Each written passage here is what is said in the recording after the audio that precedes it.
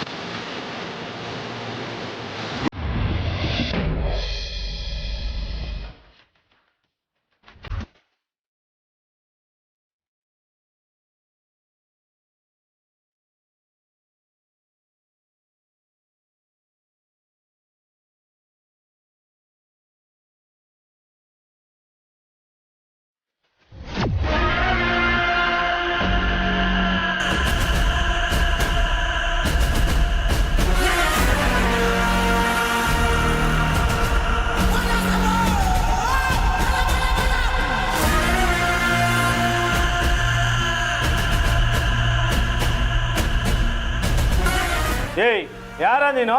ಧರ್ಮರಾಜ. ಏನ ಧರ್ಮರಾಜನ? ಹಂಗಂದ್ರೆ? ಧರ್ಮರಾಜ ಅಂದ್ರೆ ನಿಮ್ ಪಾಲಿನ ಯಮ.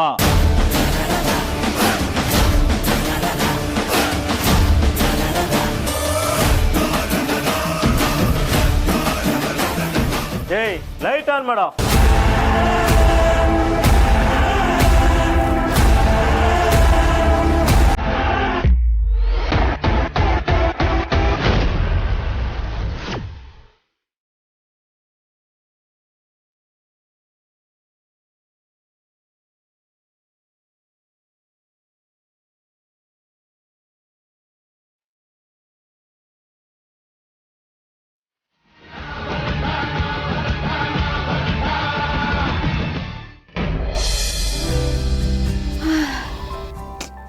ಈ ವೇದಾಂತ ಇಲ್ಲ ಅಂದರೆ ಆಫೀಸ್ ಕೆಲಸ, ಮನೆ ಕೆಲಸ ಎಲ್ಲ ನನ್ನ ತಲೆ ಮೇಲೆ ಬಿದ್ದುಬಿಡುತ್ತೆ.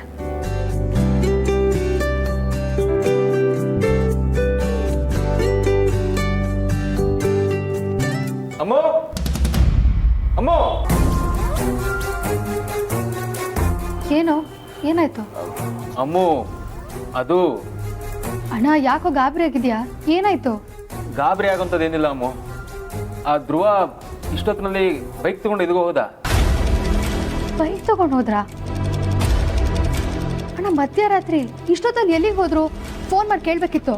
ಅವ್ನು ಹೊರಟಿದ ತಕ್ಷಣ ಕಾಲ್ ಮಾಡಿದೆ ಅಮ್ಮು. ಫೋನ್ ಆಲ್ರೆಡಿ ನಾಟ್ ರೀಚಬಲ್ ಅಂತ ಬರ್ತಿದೆ. ಫೋನ್ ನಾಟ್ ರೀಚಬಲ್ ಬರ್ತಿದ್ಯಾ? ರಾಜಣ್ಣ ಏನಾದರೂ ಬೈಕ್ ರೈಡ್ ಹೋಗ್ತೀನಿ ಅಂತ ಹೇಳಿದ್ರಾ? ಇಲ್ಲ ಅಮ್ಮು, ಅವ್ನು ಹೋಗಿದ್ದ ರೀತಿ ನೋಡಿದ್ರೆ ಯಾವುದೋ ಬೈಕ್ ರೈಡ್ಗೋ ಟ್ರಿಪ್ಗೋ ಹೋಗೋ ಥರ ಇರಲಿಲ್ಲ. ಮತ್ತೆ ಅಮ್ಮು, ಧ್ರುವ ಬೆಳಗ್ಗೆಯಿಂದ ತುಂಬ ಕೋಪದ ಇದ್ದ. ಚಿಕ್ಕಪ್ಪನ ಸಾವಿಂದ ಅವ್ನು ತುಂಬ ಡಿಸ್ಟರ್ಬ್ ಆಗಿದ್ದಾನೆ. ಏನೂ ತಪ್ಪು ಮಾಡಿದಾರೋ ನಮ್ಮ ಮಾವನ ಕೊಂದಿರೋ ಆ ಬೆಟ್ಟಪ್ಪ ಮತ್ತು ಅಗ್ನಿನ ಸುಮ್ಮನೆ ಬಿಡಲ್ಲ ಅಂತ ಬೇರೆ ಹೇಳ್ತಿದ್ದ. ಯಾಕೋ ಅವನು ಹಾಗಾದ್ರೆ ರಾಜಣ್ಣ ಬೆಟ್ಟಪ್ಪ ಮತ್ತೆ ಅಗ್ನಿನ? ನನಗೂ ಅದೇ ಅನುಮಾನ ಬರ್ತಿದೆ ಅಮ್ಮ. ಧ್ರುವ ಆ ಬೆಟ್ಟಪ್ಪನ ಮನೆಗೆ ಹೋದ ಅನ್ಸುತ್ತೆ. ಅವನಿಗಿರೋ ಕೋಪಕ್ಕೆ ಅವ್ರನ್ನ ಕೊಂದ್ರು ಕೊಲ್ತಾನೆ.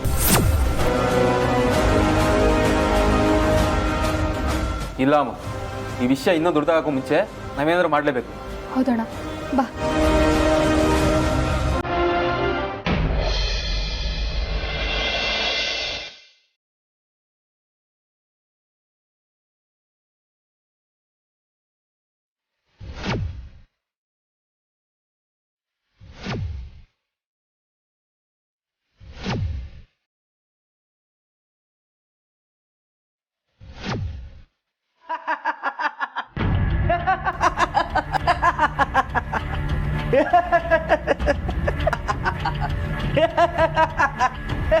ಯಾಕ ನಗ್ತಾ ಇದೆಯಾ? ಯಾಕೋ ಮಗ, ಏನಾಯ್ತು? ಇವ್ನು ಯಾರು ಗೊತ್ತೇನೋ? ಅವತ್ತು ಅಗ್ನಿಯಣ್ಣ ಮೇಲೆ ಹಾಸ್ಪಿಟ್ಲಲ್ಲಿ ಅಟ್ಯಾಕ್ ಮಾಡಕ್ ಬಂದಿದ್ನಲ್ಲ, ಅವನೇ ಇವನು. ದೊಡ್ಡ ಚಲ್ಡ್ ಗಿರಾಕಿ. ಏಯ್, ಹೊರಡೋ ಇಲ್ಲಿಂದ. ಇಲ್ಲೆಲ್ಲ ಬರ್ಬಾರ್ದು, ಹೋಗೋ. ನಿನ್ಗೆ ಹೇಳ್ತಾ ಇರೋದು ಹೊರಡೋ. ನೀನೇ ಕರೆಕ್ಟಾಗಿ ಹುಡ್ಕೊಂಡ್ ಬಂದಿದ್ಯಾ. ಅಪ್ಪಾಜಿ ಬಂದ್ರೆ ನಿನ್ ಕತೆ ಮುಗೀತು. ಹೊರಡೋ ಬೇಗ, ಇಲ್ಲಾಂದ್ರೆ ಅಷ್ಟೇ ನೀನು ಇವತ್ತು.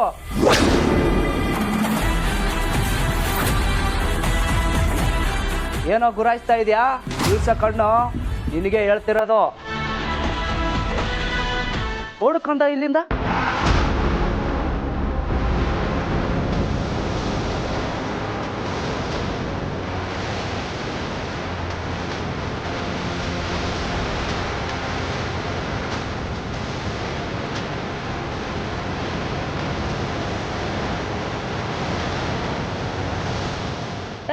ಓಡ ಅಂದ್ರೆ ಬಿಡಪ್ ತಗೊಂತಿದ್ಯೇನಾ?